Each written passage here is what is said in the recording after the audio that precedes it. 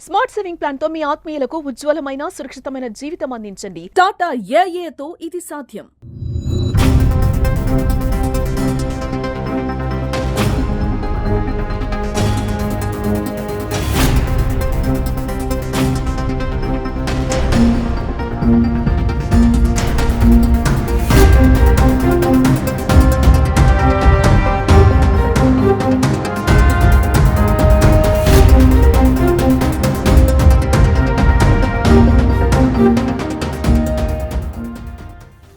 ఇక్కడ Indalwai toll plaza దగ్గర ఉన్నాం. అసలు నిన్నటి నుంచి ఎలా ఉంది? వర్ష బీభత్సం అయితే చాలాగా ఉంది.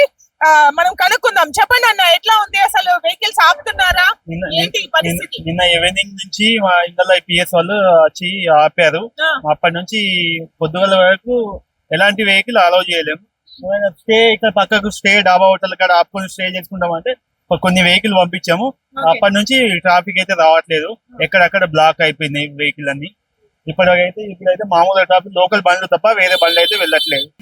అసలు చూసిరా ఇట్లాంటి వర్షం?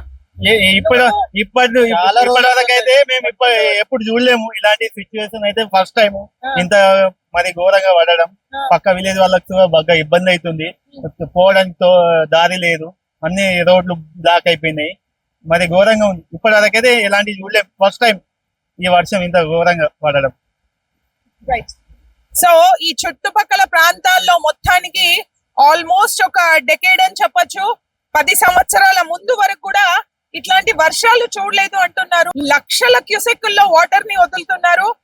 సో 1, 2 కాదు, 2, 3 దాటి ఇటు పోచారం కావచ్చు, అటు నిజాం సాగర్ కావచ్చు, అటు నాగార్జున సాగర్ కావచ్చు, ఎస్ఆర్ఎస్పి కావచ్చు, అన్ని ప్రాజెక్టుల్లో అసలు వర్ష బీభత్సం 2-3 అడుగులు దాటి 10 అడుగుల వరకు, 6 అడుగుల వరకు గేట్లు ఎత్తేసిన పరిస్థితి అయితే నడుస్తుంది. ఉమ్మడి జిల్లాలో వర్షాలకి రైళ్లను రద్దు చేసింది. మరమ్మతులు చేసే ఛాన్స్ కూడా ఇవ్వట్లేదు.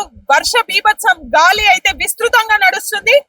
కొన్ని ప్రదేశాల్లో అయితే కంప్లీట్ గా వాటిని క్యాన్సిల్ చేసిరు. 1-2 రైళ్లని దారి మళ్లించడం జరిగింది. అయితే నిజామాబాద్ నుంచి సికింద్రాబాద్ వెళ్లే రైళ్లను పెద్దపల్లి మీదుగా మళ్లించిండ్రు. కొన్ని రైళ్లు తాత్కాలికంగా రద్దు చేసిరు. దూర ప్రాంతాలకు వెళ్లేవారు మాత్రం ప్రత్యామ్నాయ ఏర్పాట్లు చేసుకోవాలని అధికారులు చెప్తున్నారు.